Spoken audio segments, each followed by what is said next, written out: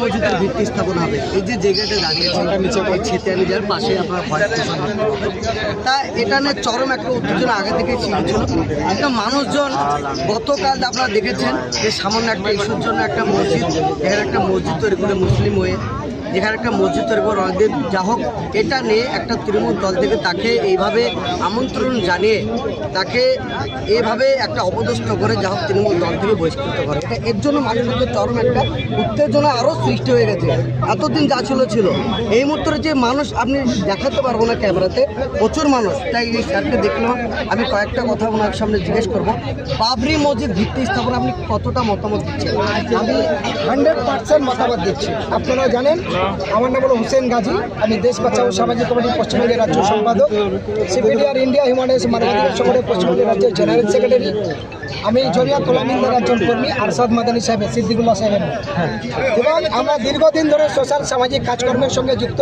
যেখানে খুন হয়েছে, লড়াই হয়েছে, অত্যাচারিত হয়েছে, মুসলমান, দলিত, আদিবাসী, হিন্দু পর্যন্ত বিপদে পড়েছে, আমরা আমাদের শক্তি নিয়ে সেখানে দাঁড়িয়েছি। আমরা মমতার দয়ায় নয়, নরেন্দ্র মোদীর দয়ায় নয়।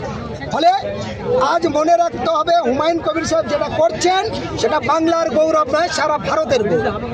এটা শুধু মুসলমানদের গৌরব নয়, ভারতবর্ষের সংবিধানকে যারা কলঙ্কিত করছিলেন আরএসএস এবং তাদের পা চাটা বিজেপি এবং তার সহযোগী তৃণমূল, তারা পা চাটার মতো কাজ করেছে। কারণ মানুষের কর্মস্থানের জায়গা নেই। এই মুর্শিদাবাদ, এই বাংলার মানুষ অন্যের জন্য উড়িষ্যা গিয়ে মরছে, রাজস্থান, গুজরাট, দিল্লি, হরিয়ানা, ইউপি, আপনার ত্রিপুরায় গিয়ে মরছে। আর এখানকার এমপি মুখে সোনার চামচ দিয়ে ভালো মন্দ খাচ্ছে, পার্লামেন্টে বিধানসভায় যাচ্ছে, আর টাকার পাহাড় গাড়ি বাড়ি বেরোচ্ছে। মমতা ব্যানার্জি লজ্জা নেই, মুসলমান এলাকায় গিয়ে প্রতারণা করছে। আজকের বলুন, আমার দেশের সংবিধান যখন তৈরি হয় 1947 সালে ইংরেজদের তাড়ানোর পর, ব্রিটিশ সাম্রাজ্যবাদ তাড়ানোর পর 1949 সালে সংবিধান তৈরি হয়। সেই সংবিধানে পরিষ্কার আছে যে আপনি মন্দির কেমন করবেন, মসজিদ কেমন করবেন আপনার ব্যাপার। তাহলে রাম মন্দির সেখানে তৈরি করলেন, বাবরি মসজিদ ভেঙে কে দিয়েছে এই অধিকার? সংবিধানে তো নেই।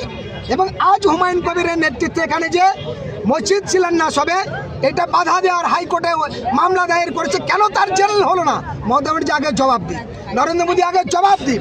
কারণ সংবিধান তারা শপথ নিয়ে বলছে, যখন এমপি এমএলএ হয় তখন বলে আমি ভগবান আল্লাহ ঈশ্বর গটের নামে শপথ নিয়ে বলছি 5 বছর জনগণের ভোটে জিতে নির্বাচিত হিসাবে জনগণের সেবা করব। সেবার নামে জনগণের বাস দিচ্ছে। আজ শিল্প নেই, এখানে কর্মস্থানের জায়গা নেই, এখানকার মানুষ বাইরে গিয়ে কাজ করছে, আর এরা মদ আর মেয়ে নিয়ে ফুর্তি করছে, আর টাকার পাহাড় পাওয়া যাচ্ছে। আর দেখেন না এদের দলের নেতারা এক একটা মেয়ে নিয়ে ধরা পড়ছে, সুন্দরী সুন্দরী বান্ধবী নিয়ে।